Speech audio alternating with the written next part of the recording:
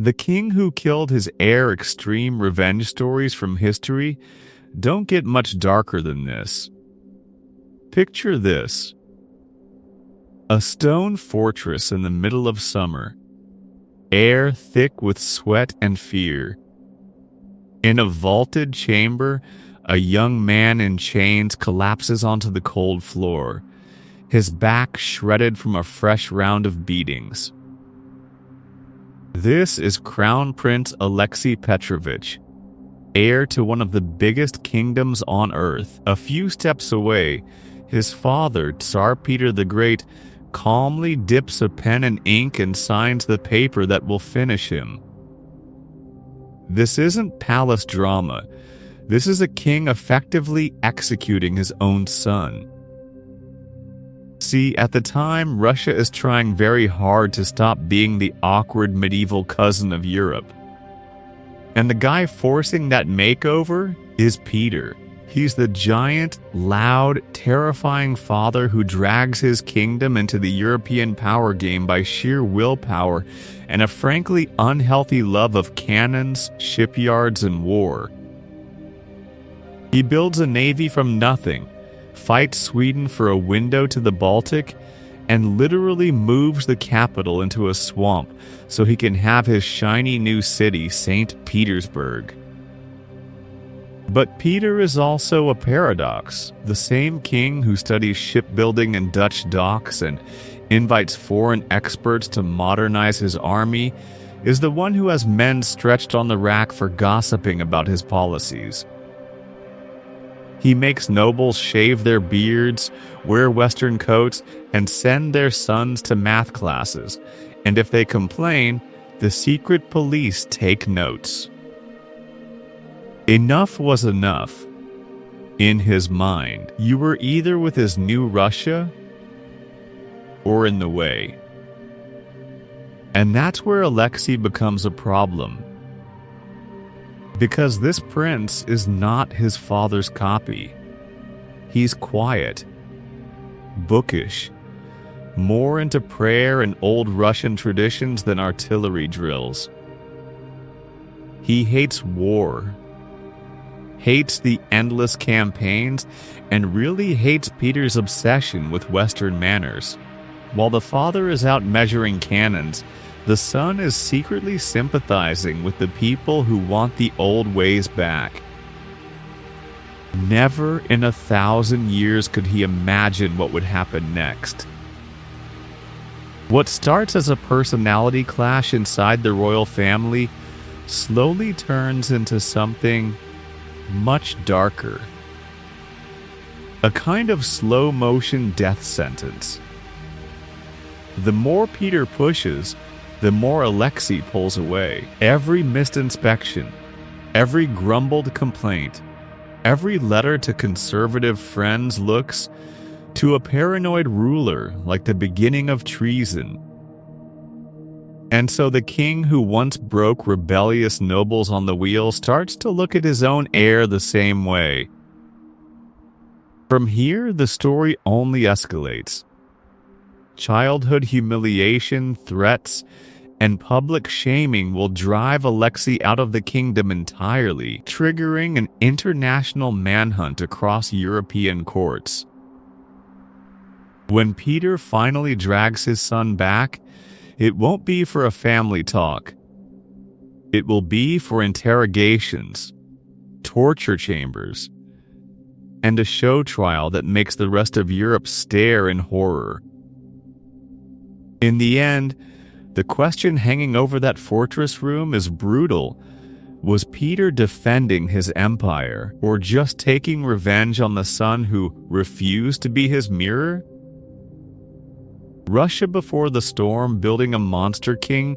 To understand how a king gets to the point of destroying his own son, you have to rewind to where the monster was built. Late 17th century Russia is huge, frozen, awkward. A sprawling kingdom of forests and serfs that looks powerful on a map, but when you compare it to France or England or the Holy Roman Empire, it's like a medieval cosplay convention crashed a modern army expo.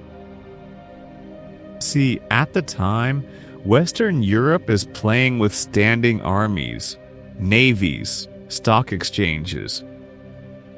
Russia is still arguing about beards. Into this walks little Peter. Technically a boitsar, practically a terrified kid in a royal soap opera. His father, Tsar Alexei, dies when Peter is young. The court splits into factions. Then, in 1682, the Streltsy, elite musketeers who were supposed to guard the throne, decide they're done taking orders. They storm the Kremlin. Peter is hiding in the palace when it happens. The Streltsy drag out his relatives, accuse them of plotting, and butcher them in front of the windows. Bodies are literally hurled onto pikes while the child Tsar watches from behind pillars and door frames, shaking. That's his childhood memory. Not lullabies, but armed guards turning into a lynch mob. Enough was enough. From that moment, disloyalty isn't just a problem for Peter. It's an existential horror movie. If the guards can flip, anyone can. And so, when he finally grabs real power in the 1690s, he decides to break old Russia before it breaks him. He goes full reform addict. Beards, taxed or shaved. Long flowing robes. Banned from court, you want to look like a medieval icon. Do it at home.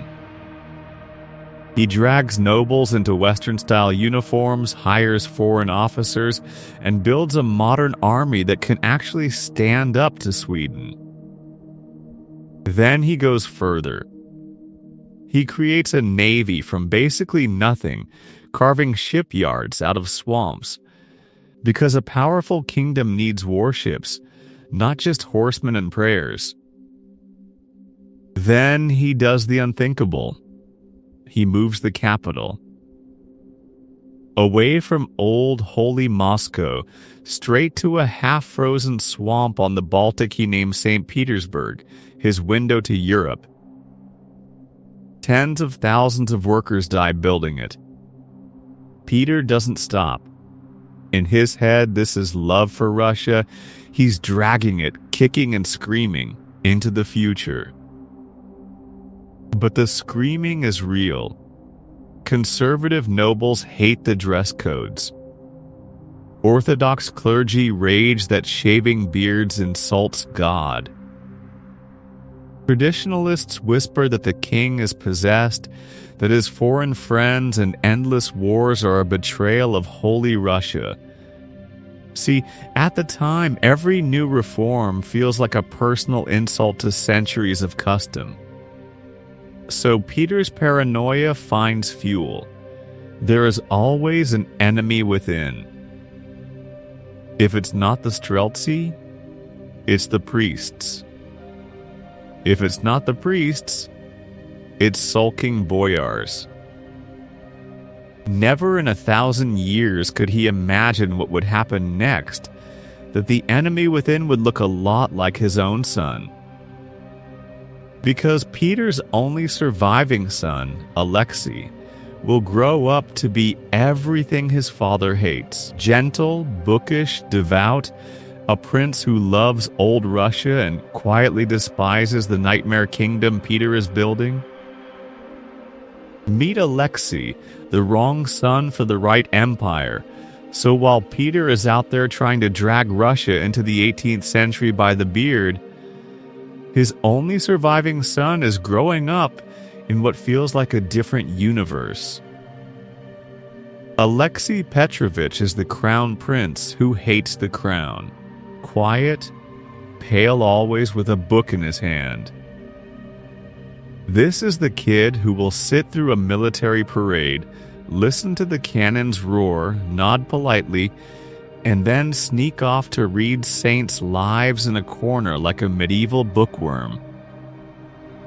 See, at the time, Being the son of a king like Peter means you're expected to love noise, drums, muskets, shipyards, hammering all night. Peter personally walks through naval yards, measuring timber, yelling at workers, drilling troops until they drop. That's his idea of fun. Alexei's idea of fun is a candlelit chapel, a choir chanting in Old Church Slavonic, and a priest explaining why suffering is holy. Their daily lives barely overlap. Peter lives on horseback and on deck, inspecting cannons, cursing in 3 languages, drinking like a sailor, and working like a demon. Alexei drifts through the palace like a ghost, shuffling from lesson to lesson, terrified of bumping into his father's volcanic temper. When Peter storms into a room, everyone straightens up. Alexei freezes. A lot of that starts with his mother. Alexei's mom, Eudoxia, is a conservative Russian noblewoman Peter was basically forced to marry before he broke the old boyars and started his full Western makeover. She hates his wild lifestyle, hates his foreign friends, hates the whole let's copy Europe thing. Their marriage is a disaster. Peter finally dumps her in a convent, then replaces her with a German mistress who drinks, jokes, and sails with him. That means Alexei grows up mostly away from his father's new, westernized inner circle. No nights at the shipyards. No sharing war stories on campaign. Instead, he's raised among his mother's relatives and a whole ecosystem of traditional clergy who think Peter is tearing the soul out of the kingdom. And so, while the king is forcing nobles to shave their beards and wear French coats, young Alexei is kneeling in front of icons, listening to priests whisper that the old ways are holy and the new ways are sinful. They tell him Russia used to be pious and pure, and now his father's reforms are dragging it toward hell. The subtext is not subtle. Alexei doesn't shout about it. He's not a rebel with a manifesto. He's a quiet listener. But he sympathizes deeply when boyars sulk about Peter's taxes. When monks complain about Western fashions, the prince nods along. Inside, he's choosing a side. Never in 1,000 years could he imagine what would happen next, that these private sympathies would one day be read as treason. Because Peter starts to watch him. Really watch him. This gentle, hesitant son who flinches at gunfire and prefers monasteries to barracks. And a terrifying question forms in the father's mind. Not just can he rule, but when I'm gone, will this boy undo everything I've built? Enough was enough. Once Peter asks that question, the story is already sliding toward the dungeon. In the end, that quiet doubt will be the most dangerous weapon ever pointed at Alexei's heart. Duty versus desire, a crown prince who hates his crown Peter decides the cure for doubt is discipline. So he shoves his son straight into the royal meat grinder. Alexei is marched into the standard script for a powerful heir, military training at dawn, drilling with guards, learning how to bark orders and look like he owns the kingdom. Public reviews of the troops, stiff parades, hours standing beside his father while cannons roar and nobles cheer. On paper, it's the perfect grooming of a future king. In reality, it's a slow-motion panic attack. Alexei is physically weak, sickly, and hates every second of it. He stumbles over commands. He freezes up in front of the troops. When muskets fire, other boys his age lean in, Alexei flinches. See, at the time, Russia worshipped the hard, scarred warrior who could drink all night and fight all day, and Peter is the ultimate version of that.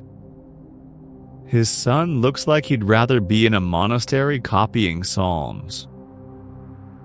Peter watches one review where Alexei's voice cracks and the formation falls apart. The father doesn't just correct him. He mocks him. In front of officers. He calls him coward, lazy, useless, the kind of boy who would lose a war before breakfast. Every interaction turns into a verbal beating, so the son starts dreading even hearing his father's boots in the hallway. And so, to fix this problem, Peter adds another weight. A wife. He arranges a politically perfect marriage to Charlotte of Brunswick-Wolfenbüttel, a German princess with the right bloodlines and, more importantly, the right connections in the Holy Roman Empire. This is supposed to stabilize the dynasty and polish Alexei into a proper crown prince. Never in 1,000 years could he imagine what would happen next, because Charlotte herself isn't the villain here. She actually tries. She plays the supportive consort, smiles at ceremonies, learns Russian phrases, does the whole diplomatic affection performance. But Alexei doesn't see a partner. He sees a mirror of everything he hates. The stage-managed love, the scripted affection, the fake happy family his father wants to parade in front of Europe, so he withdraws. He's polite but cold, more comfortable with priests and old books than with his own wife. The marriage bed becomes another duty, another drill. It's not that he can't stand Charlotte. He can't stand the costume he has to wear around her. Peter's frustration keeps climbing.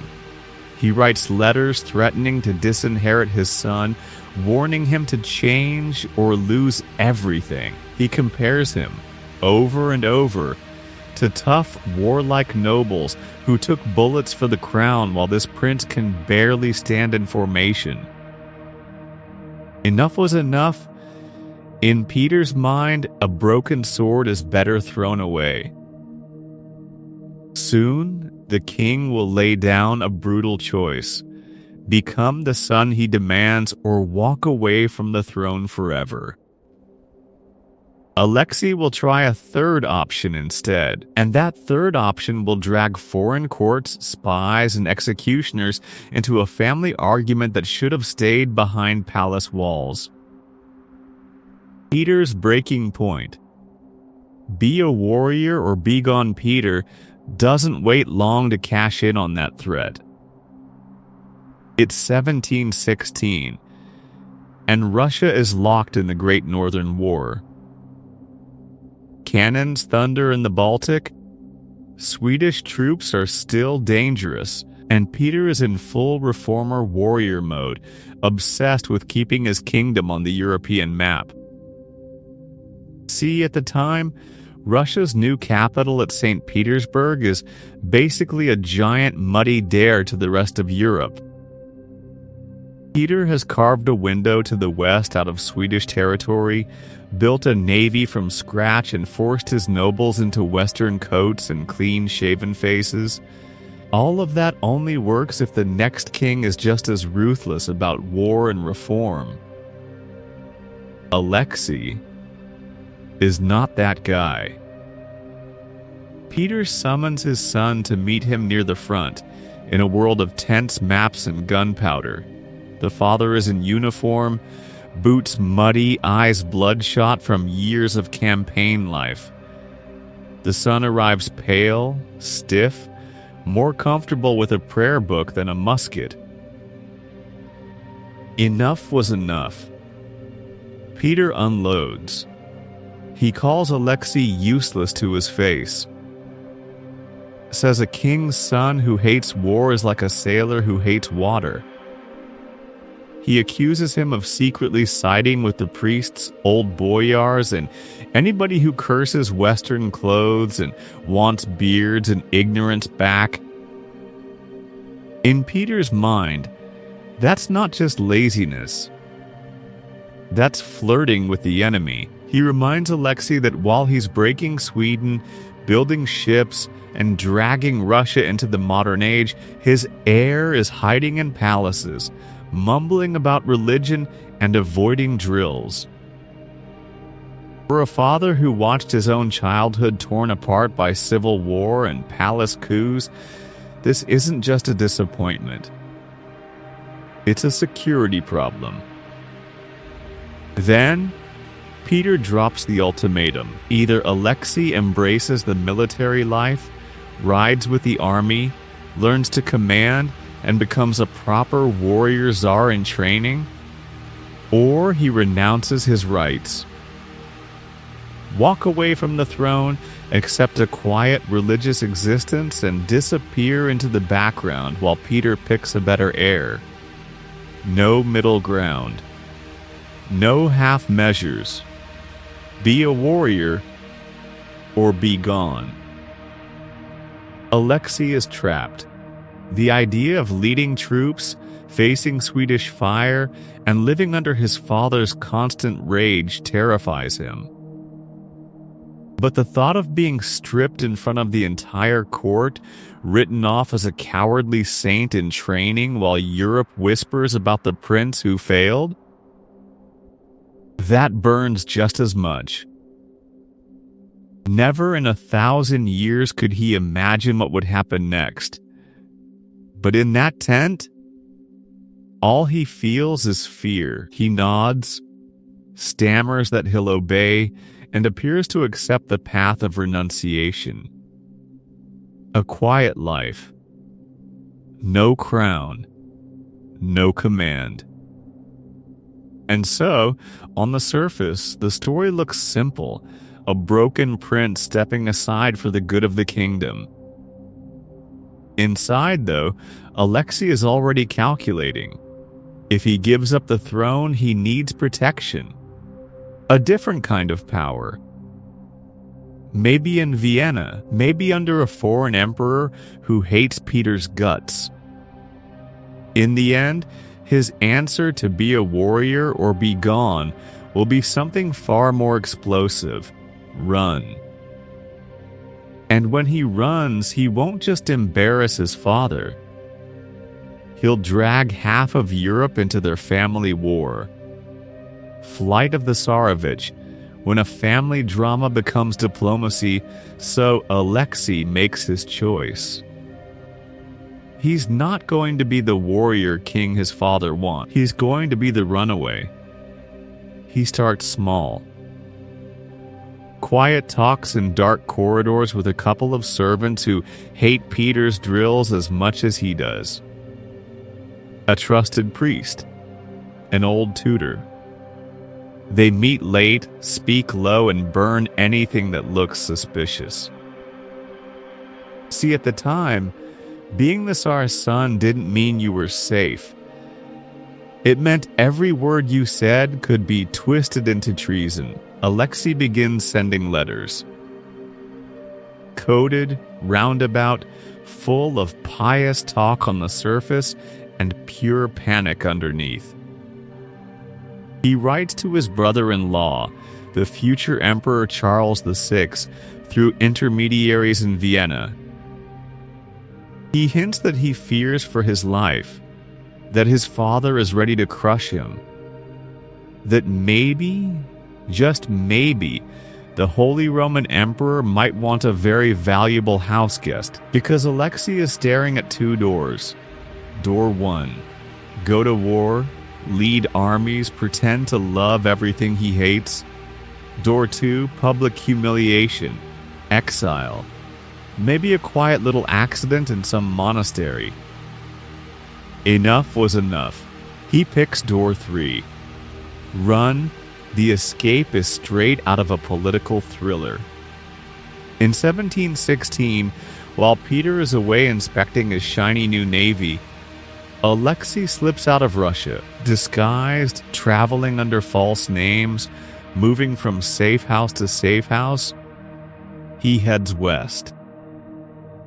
No royal carriages, no banners, just the heir to one of the biggest kingdoms in Europe sneaking around like a minor criminal.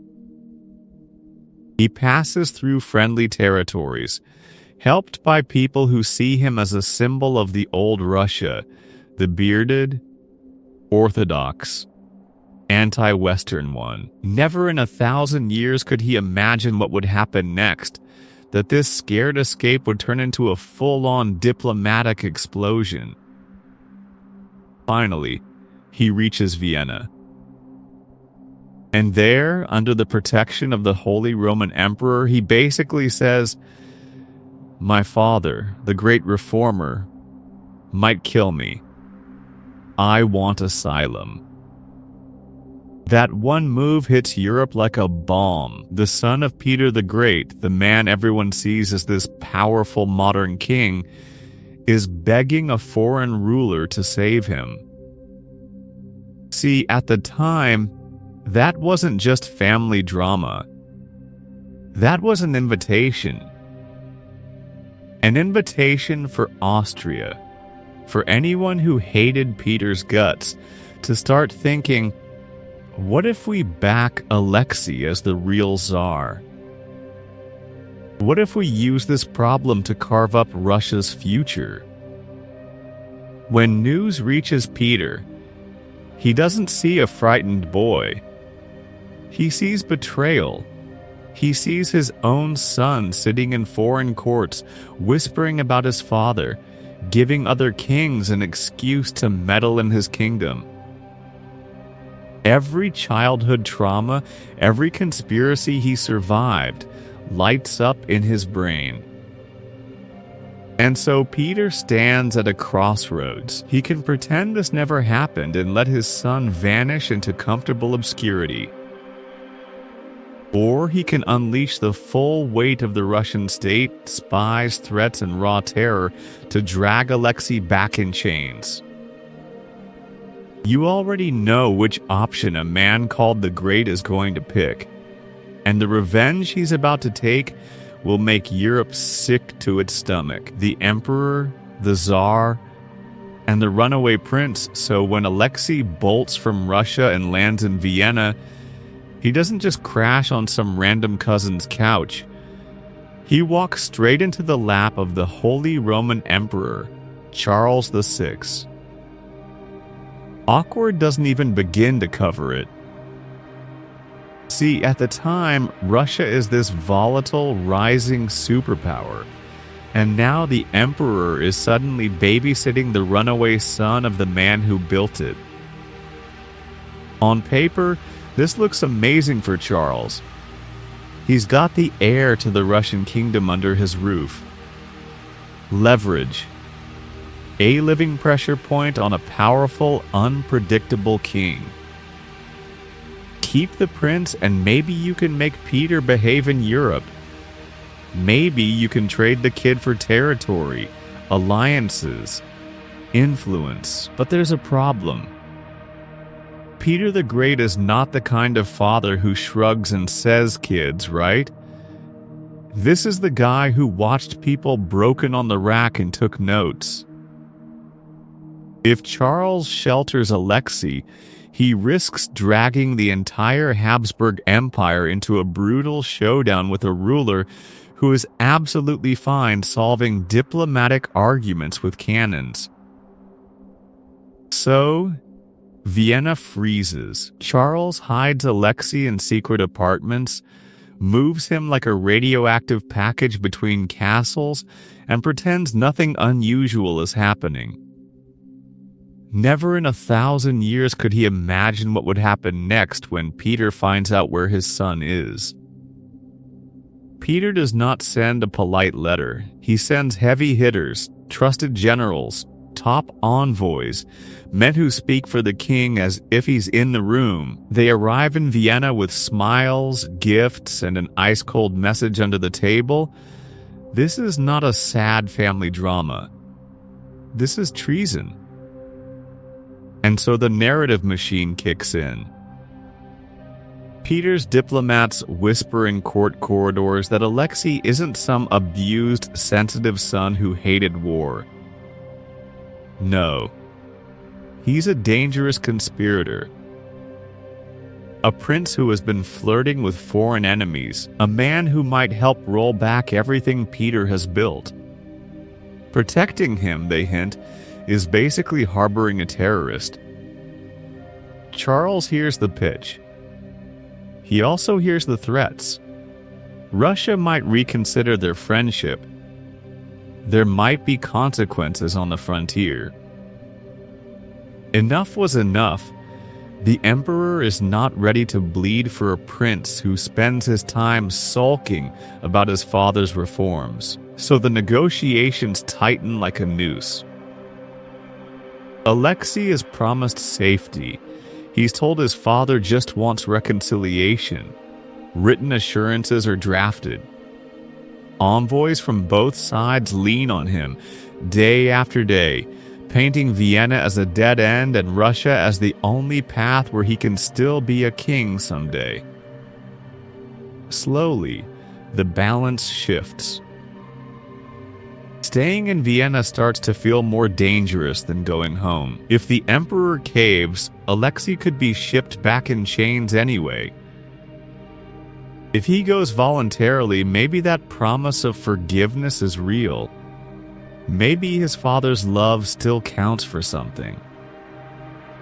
In the end, cornered and exhausted, Alexei finally agrees.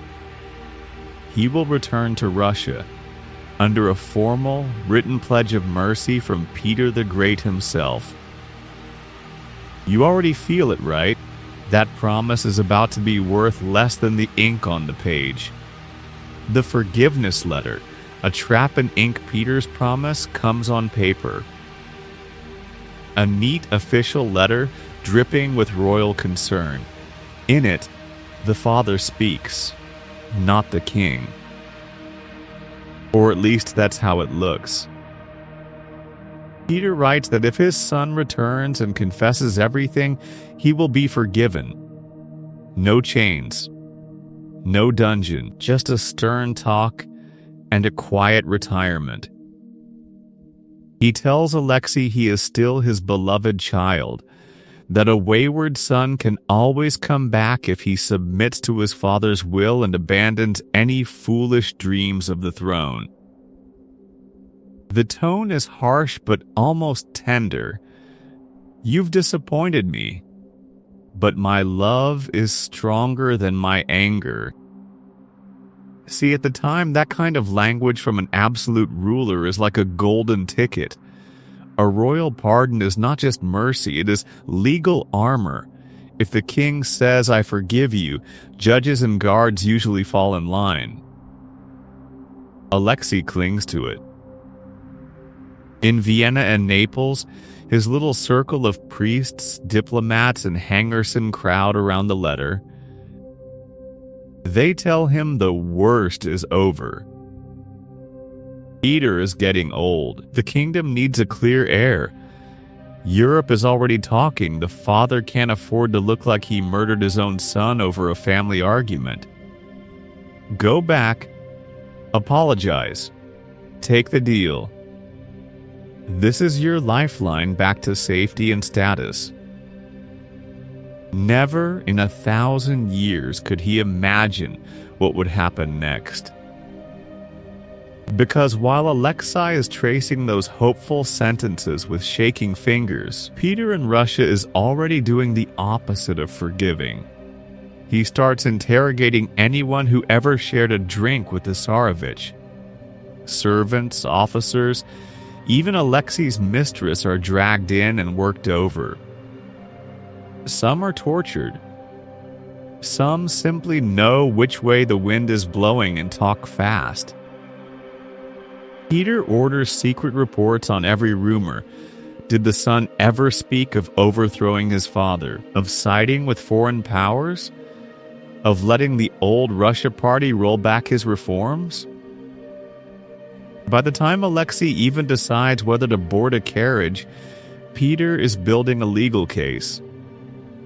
Draft charges of treason, lists of supposed co-conspirators, a ready-made script for a trial where the ending is already written. And everyone is watching.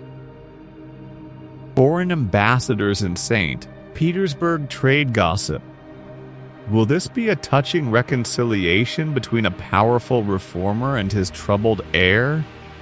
Or a live-action horror show where a king publicly destroys his own blood? They send home nervous letters, because if Peter is willing to crush his son, what will he do to a minor German prince who annoys him? Quick jump to the present for a second. Imagine getting a long "we just want to talk" text from your ex, all about closure and respect, while they've already hired a lawyer, changed the locks, and unfriended your entire family. That's Peter's letter. It looks like peace. It's actually paperwork for an execution. And so Alexei, feeling the pull of home and that fragile promise of love, starts moving back toward Russia, straight into the trap his father has already inked into existence. Homecoming in chains, from heir to prisoner, the trip home should have been a prince's victory lap. Instead, it feels like a condemned man's slow walk to the scaffold. Alexei rides north through Europe, through cities where nobody bows when he passes, where he can still pretend he's just another noble with a travel problem, not a runaway heir being dragged back to a furious king. At inns, he lies awake rehearsing speeches of apology, over and over. "Father, forgive me. Father, I was weak. Father, I'll change." He edits every word in his head like a bad essay that his life depends on.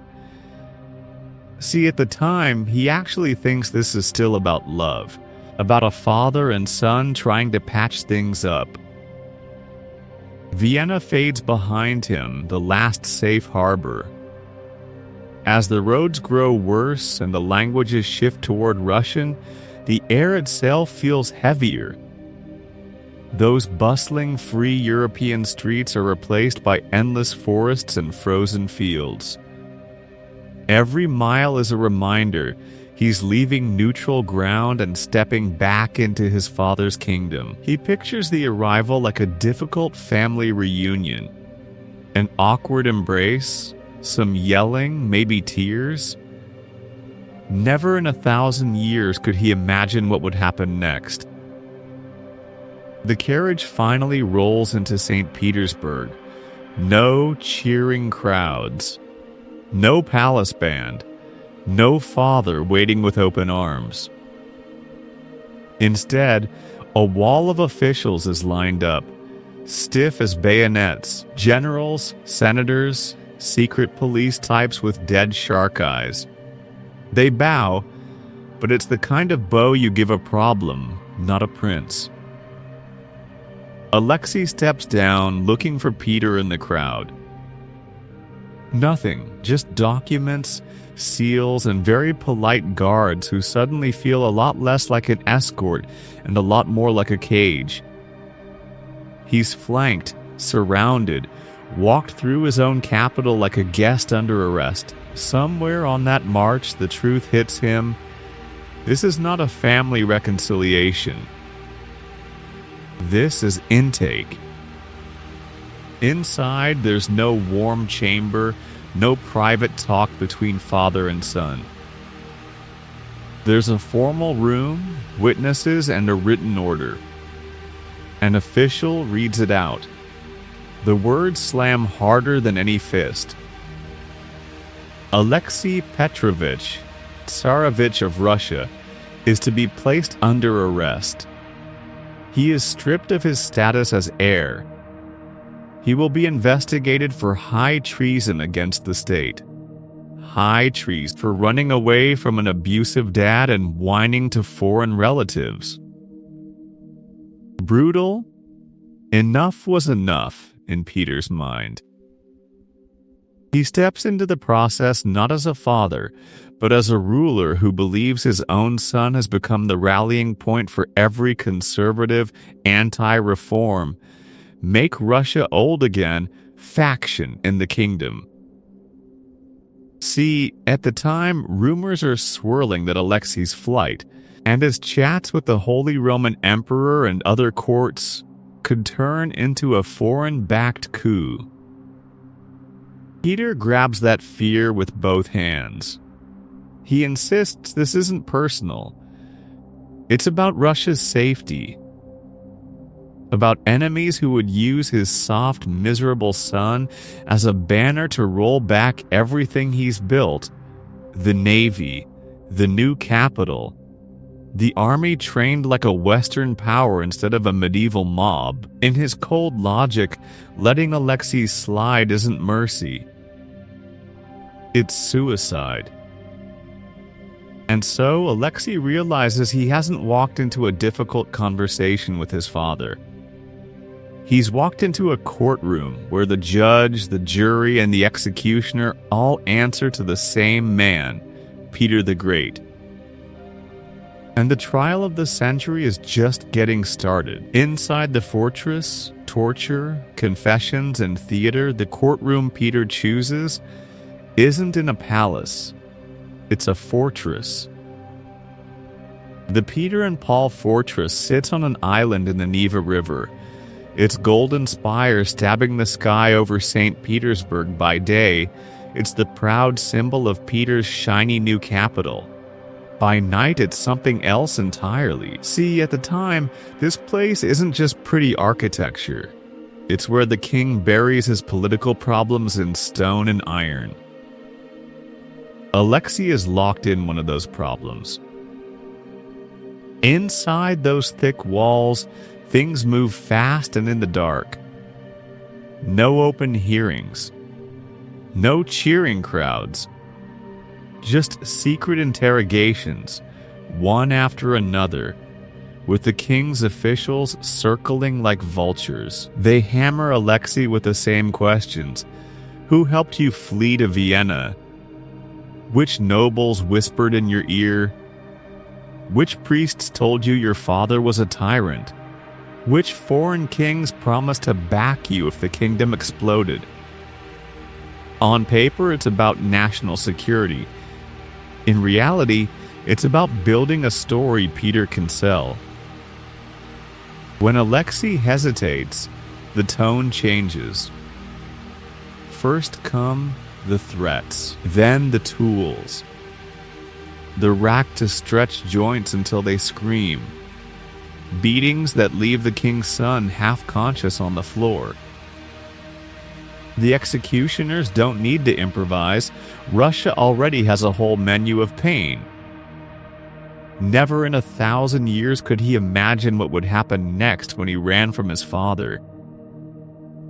Now every bone in his body is getting the answer. Under that kind of pressure, Alexei starts talking. Names of old friends. Names of priests who hated reforms. Names of foreign contacts who probably thought this was just a messy family affair. The problem? Historians looking back at the interrogation records can see the pattern. The confessions line up a little too perfectly with what Peter needs to hear. See, at the time, torture isn't a dirty secret. It's an accepted way to get truth. But when the rack is doing the talking, truth and survival start to sound exactly the same. And so the paperwork begins. Peter doesn't just want obedience. He wants legitimacy. So he convenes a special court stuffed with high officials, senators, and church bosses. They sit around long tables, quill scratching, drafting documents that make this look like a textbook treason case. Formal charges, legal language, witness statements. Everything dressed up to say this isn't a father destroying his son. This is the king protecting his kingdom from a traitor. Some of the confessions are probably real. Some are almost certainly forged, polished, or clarified after the fact. But on the page, they all look the same. Alexei as the center of a powerful conspiracy. Enough was enough. With every session, the pile of accusations gets higher, the options get smaller, and the mask of legal theater gets harder to peel off. In the end, Peter is staring at a file that says his own blood is the enemy of the state. The fortress has done its job, the law has been weaponized. And now one question hangs over the Neva like a storm cloud. What punishment fits the crime when the traitor is your son? Peter is about to answer it. The verdict. When a father signs his son's death, so Peter finally has his answer. The court of inquiry, packed with nobles, senators, bishops, generals, all sitting under his eye, delivers its conclusion. Alexei Petrovich, the Tsar's own son, is guilty of high treason. Not just a bad prince, a legal enemy of the state. In their report, they recommend the ultimate penalty.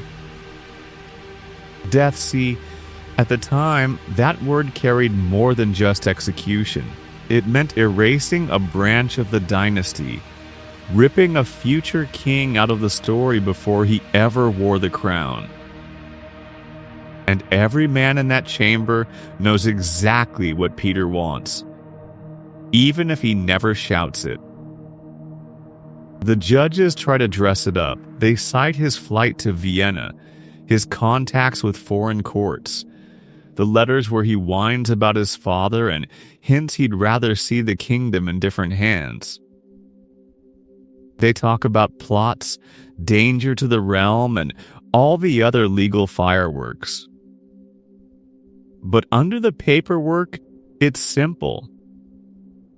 They're telling the most powerful father in Europe, if you say the word, your son dies. And Peter doesn't hesitate. He doesn't stand up and say, "No, spare the boy, I am only a father." He takes the judgment, reads it, and signs. Pen on paper. A little scratch that means a royal heir can now be legally put to death. He's not just letting the machine run. He's driving it. In that moment, he becomes the king who authorizes his own son's execution and calls it justice. The propaganda team sprints into action. Official announcements hammer the same line. The law is blind. In this kingdom, even a Tsarevich is not above justice. Pamphlets and whispers frame Peter as the ultimate impartial ruler, a man so committed to order that he will sacrifice his heir for the good of Russia. Enough was enough. Even his blood couldn't play games with treason. Never in 1,000 years could he imagine what would happen next.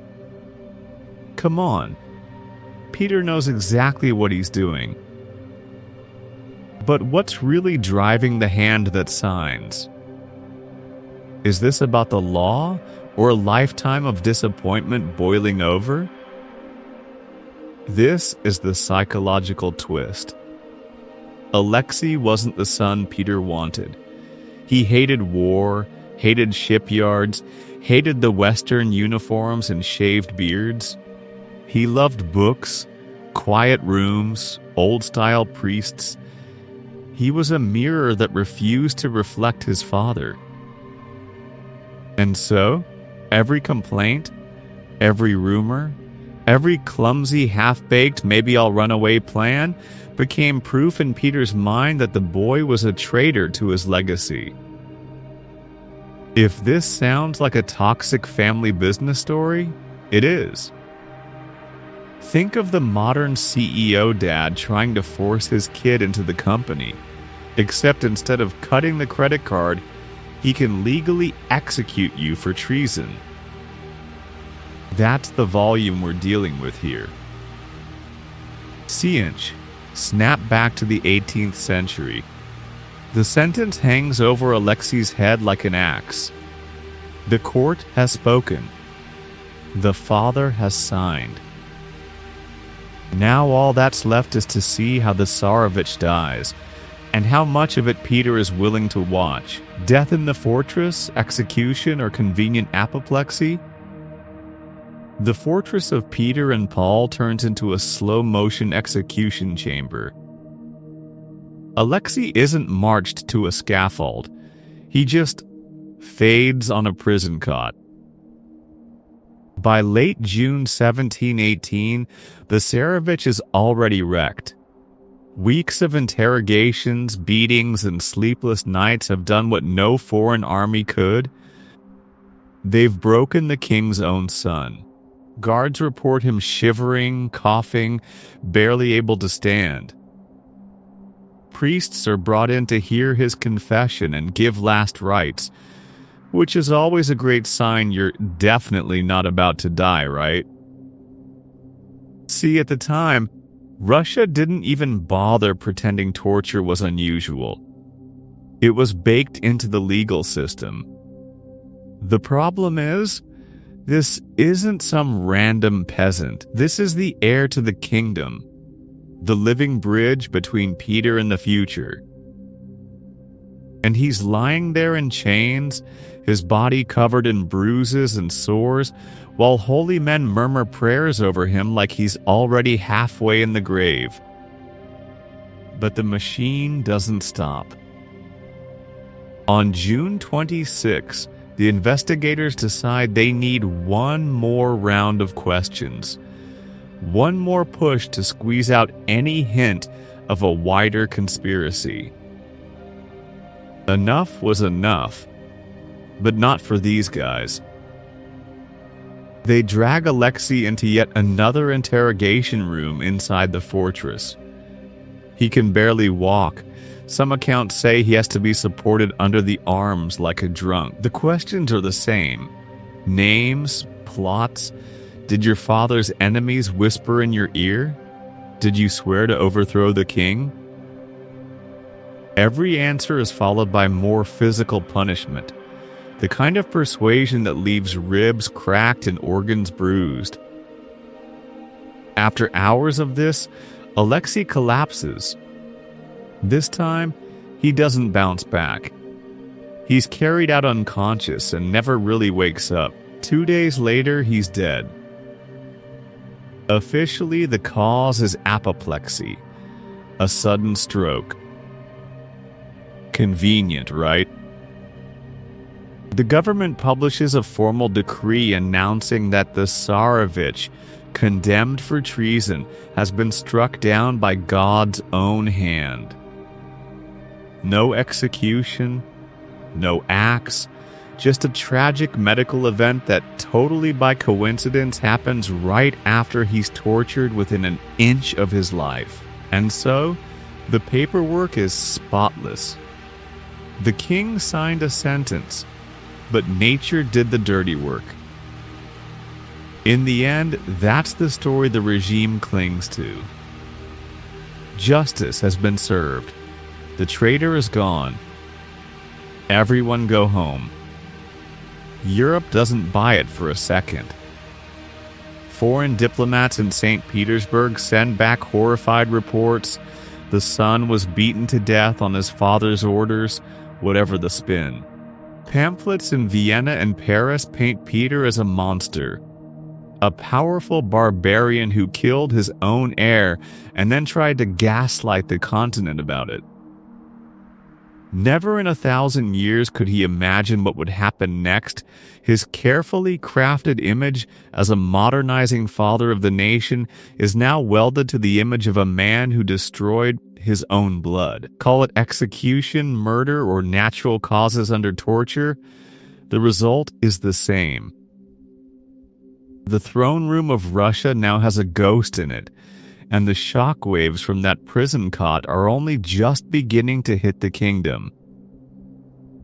Europe reacts. A king too dangerous for his own blood across Europe, the news moves faster than any army. One day, Alexei is the tragic crown prince who died suddenly. The next, every royal court from Vienna to Paris is whispering the same thing. Did the king of Russia really have his own son beaten to death? Letters start flying. In Vienna, diplomats who once sheltered Alexei suddenly discover they have terrible handwriting and very short memories. In Paris, ambassadors send back long, panicked reports about this wild northern giant who builds ships, drinks like a demon, and now maybe kills his heir. London, Berlin, smaller German courts, even Rome, everyone wants clarity, and no one believes a word coming out of St. Petersburg. See, at the time, Peter had spent years trying to rebrand Russia. Western uniforms, Western ships, a shiny new capital facing Europe, not Asia. He wanted to be the modern father of a powerful kingdom, not some backwoods barbarian Tsar. And so, Alexei's death is a propaganda nightmare. His rivals jump on it like sharks. In Vienna and Paris, winking reports describe Peter as an Eastern despot, the kind of king who mixes French wine with medieval torture. Courtiers mutter that this is what happens when you give too much power to a man who grew up watching his own relatives get hacked apart in palace coups. They point at Alexei's corpse and say, "See, Russia might be powerful, but it's still terrifying and uncivilized." For them, the story is perfect. You want proof that Russia is dangerous? The king just executed his own blood. If he'll do that to his son, what would he do to you? But here's the uncomfortable part. Not everyone is horrified. Behind closed doors, some kings and ministers read the same reports and feel a tiny, guilty flicker of respect. Enough was enough. That's the message they hear. Peter chose the state over his own child. In a world of fragile thrones and constant plots, that looks like the ultimate flex of absolutist power. Never in 1,000 years could he imagine what would happen next in those private conversations. Some rulers quietly asked themselves if they'd ever be strong enough to make the same call. Because Alexei's death doesn't come out of nowhere. European observers compare it to Ottoman fratricide, where new sultans once strangled their brothers to stop civil war. They remember other early modern stories where uncles, cousins, and spare sons disappeared so the kingdom wouldn't split into rival camps. It's brutal, but it's a known tool in the royal toolbox. Peter has just used that tool on the most sacred target, his own heir. On paper, it works. The conservative faction around Alexei is shattered. The old Russia that loved beards, holy icons, and hating foreigners has lost its prince. Peter's navy sails, his new city gleams, His reforms stand. For now. In the end, though, every execution writes a will. By wiping out the son who embodied the past, Peter thinks he's secured the future of his kingdom. He may have actually lit the fuse on a time bomb sitting right under his own dynasty, and the first cracks are about to show. Inside Peter's head, paranoia, power, and paternal revenge. To understand why a father signs off on breaking his own son, you have to crawl inside Peter's head for a minute. It's not pretty in there. This is a man raised on coups. As a kid, he watched the Moscow Streltsy, those elite musketeers, rise up more than once. He saw bodies hanging, relatives butchered, power swinging back and forth like a drunk with a sword. See, at the time, the Russian throne wasn't a comfy chair. It was a bar stool in a knife fight. He grows up dodging assassination plots, palace whisper campaigns, and relatives who'd happily see him vanish into a monastery. Every rebellion, every rumor drills one lesson into his skull: mercy is a liability, and hesitation gets you killed. Paranoia isn't a bug in Peter's brain. It's the operating system. So when he finally becomes king in more than just name, he decides to nuke the old order from orbit. Shave the beards. Westernize the army. Build a brand new capital in a swamp and drag the nobility there by the neck. The state comes first. His reforms come first. Love, tradition, even basic human empathy? Nice to have, but if they get in the way of a powerful modern kingdom, they're the first to go. And this is where Alexei becomes a problem. The son is everything the father despises. Bookish, gentle, deeply religious. He prefers icons to cannons, monasteries to shipyards. While Peter is obsessed with fleets and fortresses, Alexei just wants a quiet life, a pious wife, and maybe fewer drunken war games where his dad personally swings the axe. To Peter, that's not just an annoying personality clash. It's treason in slow motion. Because Alexei doesn't just dislike the reforms, he gravitates to the people who hate them. Conservative clergy, old-school nobles, anyone nostalgic for the days before Peter turned Russia into his personal boot camp. Never in 1,000 years could Peter imagine letting that guy inherit everything he'd bled for. So when Alexei bolts to Vienna, runs to a foreign emperor, Peter doesn't see a scared son. He sees the nightmare from his childhood coming back with better outfits. Foreign courts, secret letters, exiled nobles buzzing around his heir like flies around meat. Enough was enough. And so, Peter does something very clever and very cold. He turns a family meltdown into a state emergency. Drag Alexei back, stage interrogations, collect confessions from tortured servants and nervous courtiers. Wrap the whole father-son feud in the language of law, treason, and public safety. On paper, it's not a king taking revenge on his boy. It's a ruler defending Russia. Pattern interrupt. Imagine this story told from Peter's own POV. A visionary father forced to sacrifice one weak, compromised son so that millions of future subjects can live in a stronger, safer empire.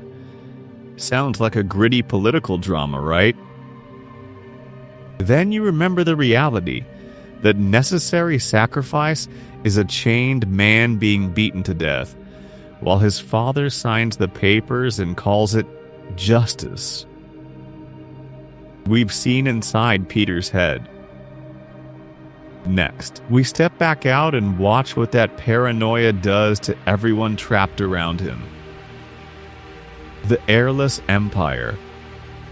What happens after you kill your son?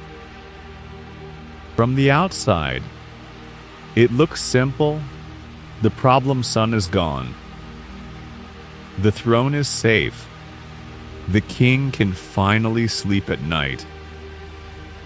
Inside the Russian court, it's a nightmare. Because the second Alexei dies, Peter realizes he's done something even he can't torture his way out of. He's just blown a hole in the line of succession. See, at the time, Russia doesn't have some neat written rule book saying the crown goes to X, then Y, then Z. Tradition says, eldest surviving son of the Tsar. Easy. Except Peter has just killed that eldest surviving son with his own signature. So who's next? That's the terrifying part. There is no obvious, adult, battle-tested heir waiting in the wings. Peter has a younger son, the sickly little Peter Petrovich. But the boy dies in childhood. He has grandsons through Alexei, like tiny Peter Alexievich, but they're children, political chew toys for whichever faction grabs them first. The king has spent his life smashing boyars and church power. Now he's staring at the very vacuum those people used to fill. And so he starts improvising. He drags forward younger, less prepared Romanov relatives, tests them, promotes them, drops them again. It's like speed dating for heirs. Except the prize is a very unstable kingdom and the host might execute you if you disappoint him. Enough was enough. Peter decides the old vague customs are the real enemy here. In 1722, he drops a bombshell decree. From now on, the Tsar can choose his successor. Not just his eldest son. Not even necessarily a son at all. Any person he wants. On paper, it's genius. No more waiting around praying your heir isn't a drunk, a coward, or secretly leading a conservative fan club like Alexei. The king can handpick a strong, loyal successor and keep the reform train running. Never in 1,000 years could he imagine what would happen next. Because by ripping up tradition, Peter also rips up the one thing everyone could grudgingly agree on. Who gets the crown when the old man dies? After this decree, every powerful courtier, every ambitious cousin, every foreign ambassador starts asking the same questions. So, who's he going to pick? The second that choice looks uncertain, the knives come out. Meanwhile, the human fallout is brutal. Alexei's children are technically the bloodline, but politically radioactive. They're sidelined, watched, used as pieces on a board but never trusted. His old friends and suspected sympathizers are punished, exiled, or quietly erased from the story. A chill settles over the palace. Everyone has just seen the king's red line. If he'll let his own son be beaten to death in chains, what chance does some random noble have? In the end, Peter thinks he's secured his legacy by eliminating the wrong heir and giving himself total control over the future. History is about to answer a darker question. What happens when you build an empire where the throne depends on one man's mood? Spoiler, You don't get stability. You get palace coups. From great reformer to cautionary tale, and Peter proves it. Because right after those palace coups he warned about, Russia gets more coups.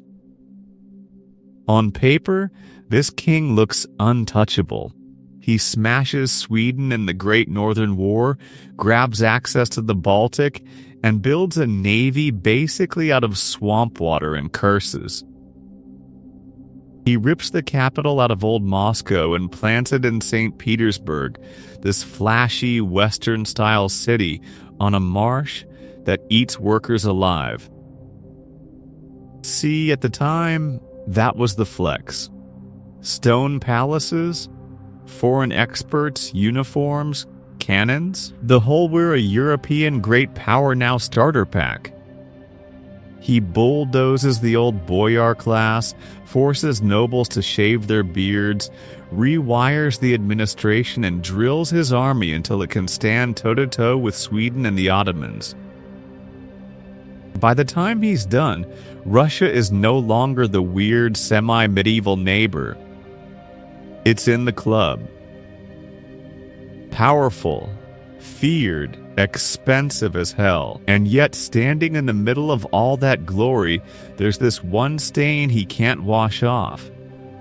The king who let his own son be tortured to death. Not in battle. Not in some tragic accident. In chains, under guard after a show trial he personally pushed. Never in 1,000 years could he imagine what would happen next to the throne he thought he'd secured, because the second Peter dies in 1725, the whole succession system just collapses. There's no clear adult heir. Alexei is gone. His other son is a child. So power jumps sideways to Peter's widow, Catherine I, backed by guards and favorites who whisper in her ear. And so begins this insane carousel, empresses made and unmade by palace coups, guards regiments deciding who gets to wear the crown, and royal favorites who go from bedroom to cabinet meeting to exile in about 5 minutes. The message is brutal. If the king can execute his heir, then the throne is just another prize to grab. Alexei's ghost hangs over all of them. Later czars look back and see what happened to the soft son who liked books more than bayonets and preferred old Russian ways to Western uniforms. The lesson is ugly. If you're too gentle, too traditional, you can end up accused of treason by your own father, or by your own guards. Enough was enough. Better to overcorrect. Some rulers lean into extreme reform, others into extreme repression, but almost nobody wants to be the hesitant one in the middle. Compare that to England. There, Parliament cuts off Charles I's head and says, "We can kill a king." In Russia, the script flips. The king kills his own future. It's a kind of inward-facing brutality that tells every prince, your biggest problem might not be rebels or invaders.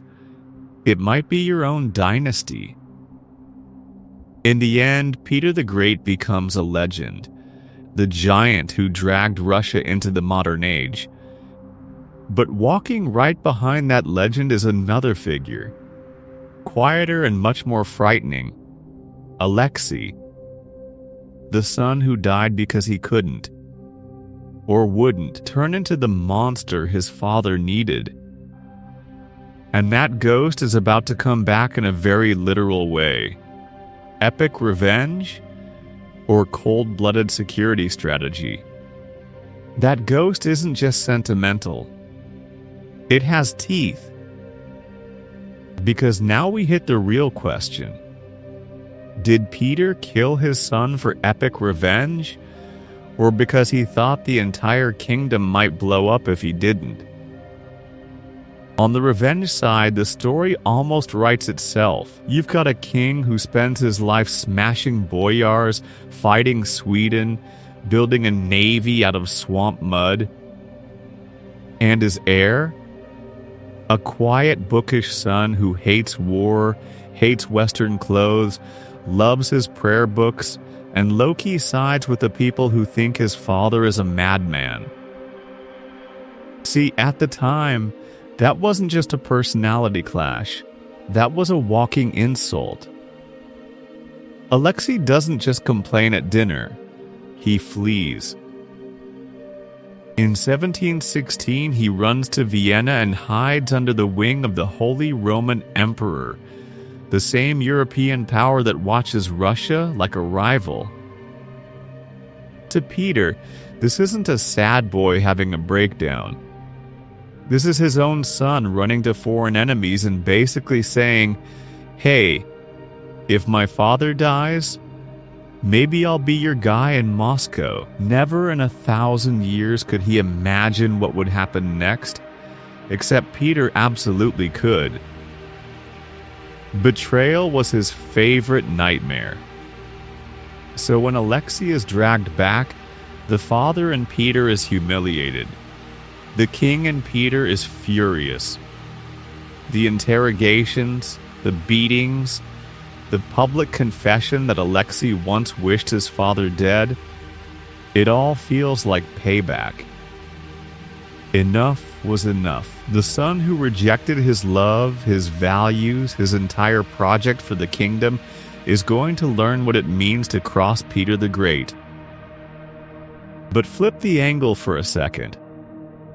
Now it's not a family drama. It's a security briefing. Peter looks around and sees a real problem. Conservative nobles who hate his reforms, priests who whisper that shaving beards is a sin, foreign courts that would love a pliable, old-school Tsar. In that world, Alexei isn't just an annoying son. He's the perfect pretender, weak, compromised, and already on record begging foreign help. And so, eliminating him starts to look like the lesser evil. Kill one heir.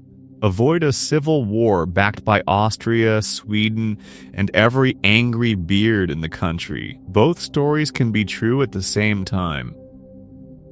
Peter's childhood trauma, his paranoia, his rage at being rejected by his own blood, all slam straight into cold, brutal math about power. Alexei's death is overdetermined. Even if Peter hadn't hated him, the politics alone might have demanded it. Even if the politics weren't there, the revenge instinct was already loaded. If this were a modern case, it would look like a wild true crime circus. Prosecutors would say he ran to foreign powers, plotted to undermine national security, clear treason. Defense attorneys would say abusive father, coerced confessions, show trial. Tabloids would run with monster king kills gentle son next to. Secret prince tried to sell out his country. Then snap back to the 18th century. None of that matters. There is no independent court, no constitution, no human rights lawyer waiting in the hallway. The investigation, the torture, the verdict, all of it is perfectly legal. Because Peter says so. And he's about to make that legality very, very permanent. The human cost. Alexei as tragic anti-hero Peter can legalize whatever he wants, but that doesn't mean Alexei is just a rag doll in his hands. Alexei isn't some porcelain saint dragged silently to the slaughter. He makes choices. dangerous ones. When Peter screams, "Shape up or give up the crown," Alexei basically shrugs and picks door number 3, run. He slips out of Russia in 1716, hides under fake names, and ends up begging the Holy Roman Emperor for protection. That's not passive. That's the king's own son turning a family meltdown into an international problem. See, at the time, every European court is watching Russia's rise with a mix of fear and curiosity. So when the Tsar's heir shows up in Vienna, whispering about how he hates his father's reforms, hates the new capital, hates the whole westernized makeover, people listen. He complains about Peter's brutal rule, about the endless wars, about how the kingdom is being twisted into something unrecognizable.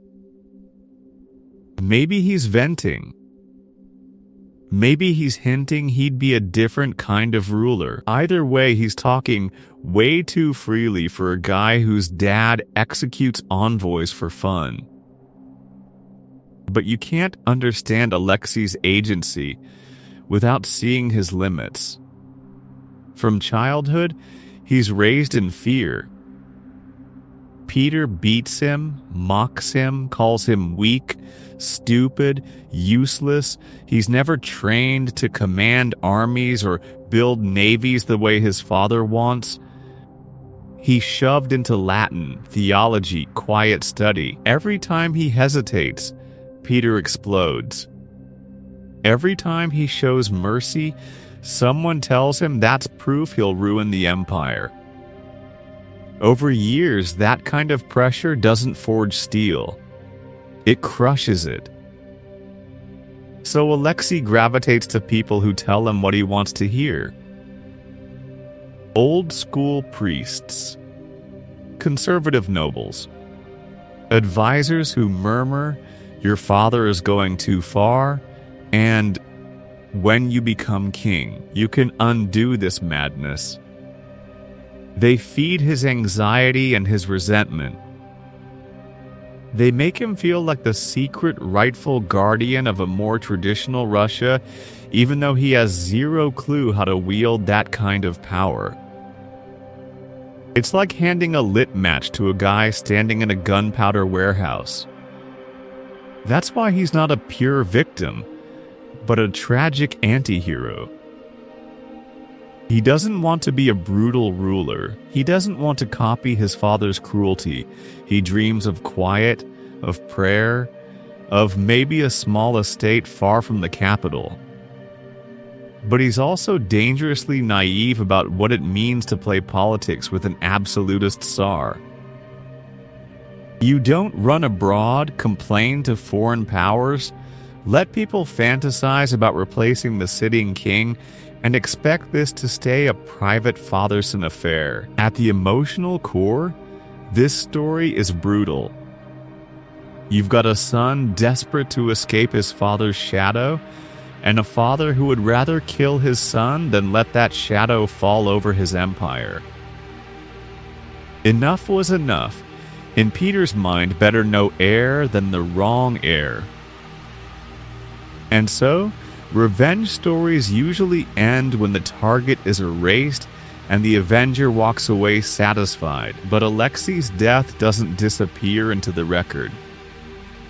It stains Peter's legend. In the end, every time someone calls him the Great, there's this darker mirror lurking behind the title, and we're about to look straight into it. Lessons from a filicide, power, fear, and family that great with a bloodstain on it? That's not just a creepy detail. That's the whole pattern. When a king builds his kingdom on fear, on torture chambers and secret police and everyone jumping when he twitches, that machine doesn't stay pointed at the enemy. See, at the time, Peter thought he was aiming it at backwards boyars, lazy generals, corrupt priests. But once you normalize absolute control, once you decide mercy is for idiots, the tools of terror start drifting inward. First rivals, then cousins. Then, one day, your own son is sitting where the traitors used to sit. Peter didn't wake up thinking, "Can't wait to kill my kid." His real obsession was legacy. He dragged Russia into a brutal new age, shaved beards, Western uniforms, a navy hacked out of swamps, a shiny new capital in St. Petersburg. He wanted a successor who would love war and shipyards and cannon smoke as much as he did. Instead, he got Alexei, who loved books, churches, and being literally anywhere but on campaign. That mismatch became the core problem. Peter convinced himself that if this soft, religious son inherited the crown, the whole project would collapse. Enough was enough. In Peter's mind, better no heir than the wrong heir. So he tried to fix the future by destroying it. He hounded Alexei, broke him, erased him from the line of succession. Never in 1,000 years could he imagine what would happen next. The monarchy didn't get safer. It got shakier, more paranoid, more violent. His reforms survived, sure, but the way he enforced them turned succession into a minefield for the next generation. And so, this isn't just a royal horror story. You see the same pattern in modern power all the time. CEOs who build companies on fear, then go nuclear on any VP who questions them. Political leaders who treat every critic like a traitor instead of a warning light.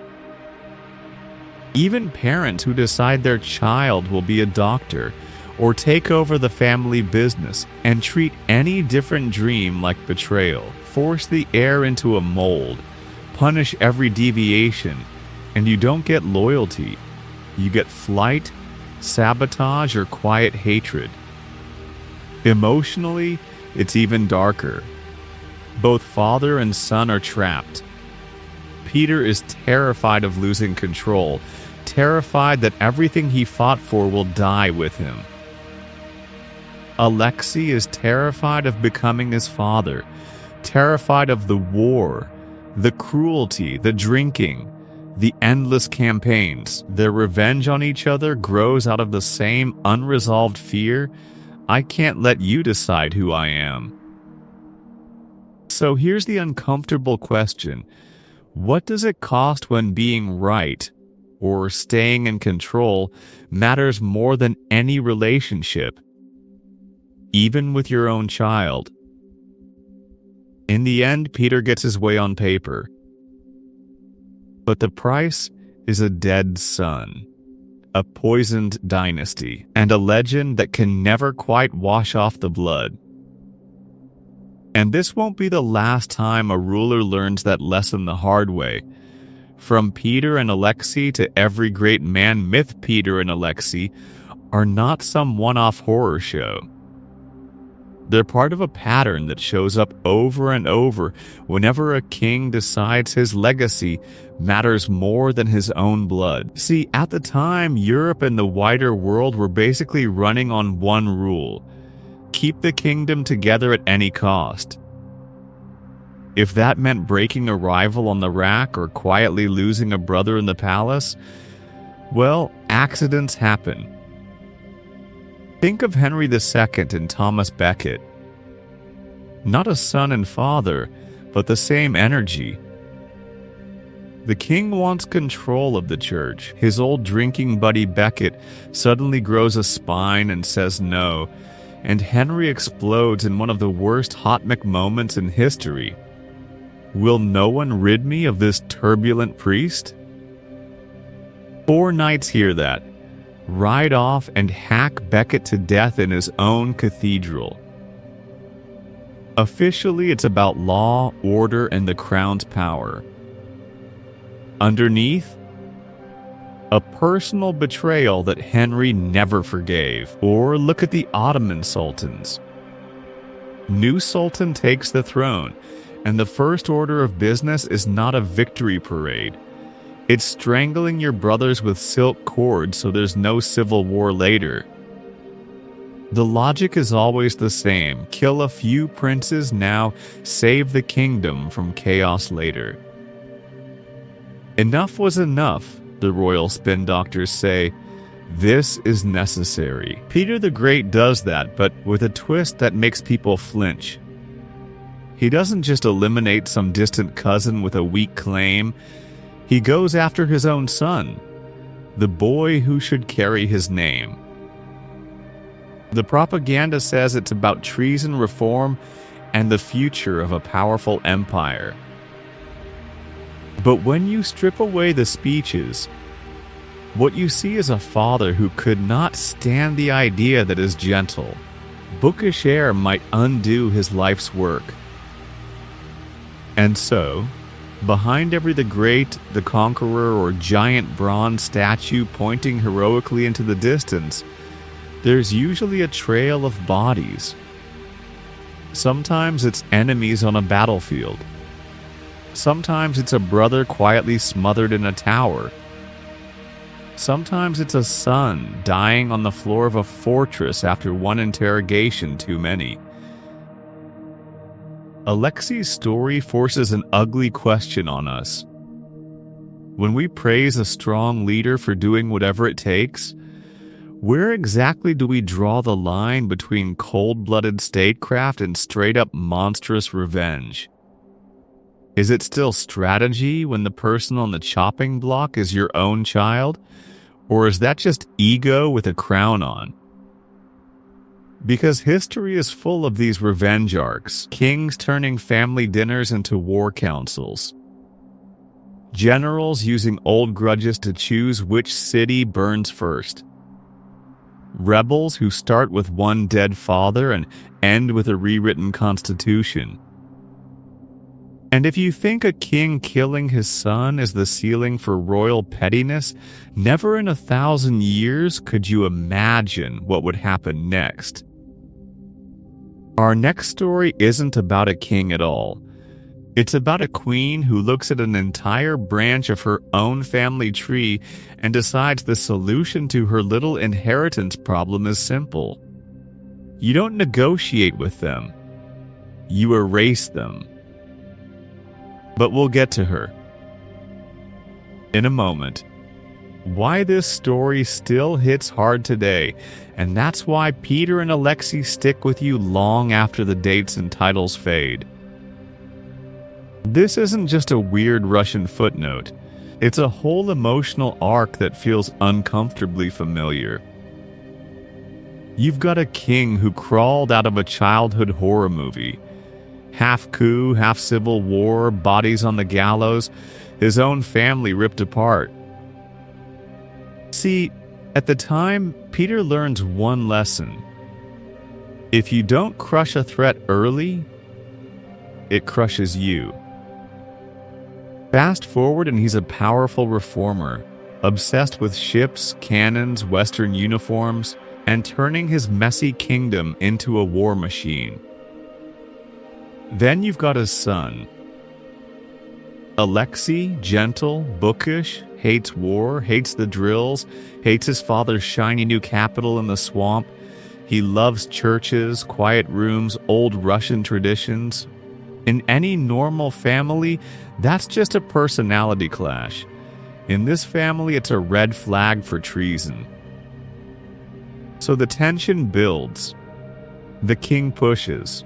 The son stalls. There are screaming matches, threats, promises, broken promises. Enough was enough. Alexei finally runs, slipping out of the empire and begging foreign rulers to hide him. A family fight just became an international problem. Peter's response? He doesn't send a sad letter or cut off the allowance. He mobilizes diplomats, spies, and soldiers like he's hunting an enemy general. A whole manhunt, just to drag his own son back in chains. Never in 1,000 years could he imagine what would happen next. Feels ironic here, because deep down he already knows this only ends one way. Then comes the show trial, the torture, the forced confessions, the witnesses who suddenly remember conspiracies. On paper, it's about treason. In reality, it's one traumatized father trying to beat fate into submission. He will have the heir he wants, or he will have no heir at all. And so Alexei dies officially of natural causes after questioning, unofficially beaten to death by the same machine his father built to break enemies. 3 centuries later, it still feels like a punch in the gut, because you're watching love curdle into paranoia in real time. Here's the part that hits close to home. You and I probably aren't kings signing death warrants.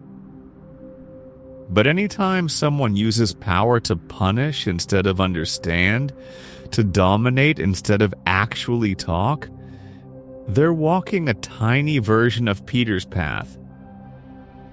Parents who try to control every second of their kid's life. Bosses who humiliate instead of mentor. Partners who threaten instead of negotiate. Smaller scale, same broken instinct. It's almost tempting to joke about it. Worst Dad of the Year trophy, engraved, delivered straight to St. Petersburg, meme it, slap a sarcastic caption on his portrait, move on. But this story isn't a meme. It's a warning. In the end, Peter got his will, but he burned his son, scarred his kingdom, and stained his own legacy forever. That's the real revenge here. History never lets him live it down. And our next ruler? She looks at that whole disaster and decides she can do something even colder. Stay for more history's coldest revenge arcs. She does it by learning from Peter's nightmare. A king who hunted enemies, broke nobles, and then, when his own son ran, turned the full weight of the state on his own blood. See, at the time, Europe already knew Peter the Great as the guy who dragged a half-medieval kingdom into the modern age. New capital at St. Petersburg, Western uniforms. Beards gone. But behind the propaganda, there was a scared, brutal father who looked at his gentle, bookish son and saw a walking counter-revolution. Alexei hated war, hated parades, hated his father's whole vibe. He loved books, quiet rooms, and people who whispered that the old ways were better. Then he did the one thing you never do in a paranoid court. He ran. First to Vienna, then into the arms of foreign rulers who were supposed to be Russia's friends, and suddenly a messed up family problem became an international crisis. Peter could have forgiven him. He could have said, "Fine, my son's a disappointment. Let him retire with his Bible and his side chick." Instead, he forged this big public theater of forgiveness, dangled mercy in front of Alexei like a treat, and then snapped the trap shut. Enough was enough. The runaway heir was dragged back, chained up, and fed into the same interrogation machine Peter used on rebels and traitors. Never in 1,000 years could he imagine what would happen next. Oh no. Alexei knew exactly what this man was capable of. The torture, the forced confessions, the witnesses bullied into saying there was a conspiracy. The trial where everyone already knew the verdict. And then the final signature. The father's hand on the paper that said, in legal language, "Kill my son." And so you get this image that shocks the whole continent. The powerful reformer king. The guy foreign ambassadors once admired, presiding over the legal murder of his own heir. Some said Alexei died under torture, some said it was a quiet execution. But the result was the same. The dynasty was broken. The kingdom was terrified. Peter's revenge on his son became history's revenge on Peter. This is what we do on this channel. We dig up the stories where personal grudges don't just ruin a dinner party, they reroute empires. A father and son feud that ends in a dead heir, and a paranoid monarchy. A love affair that leaves a queen crowned in her coffin. A daughter who turns her grief into a bullet that shakes a whole republic. So I want to hear from you. Was Peter a necessary monster protecting fragile reforms, or a father who let his own trauma and paranoia turn into unforgivable revenge?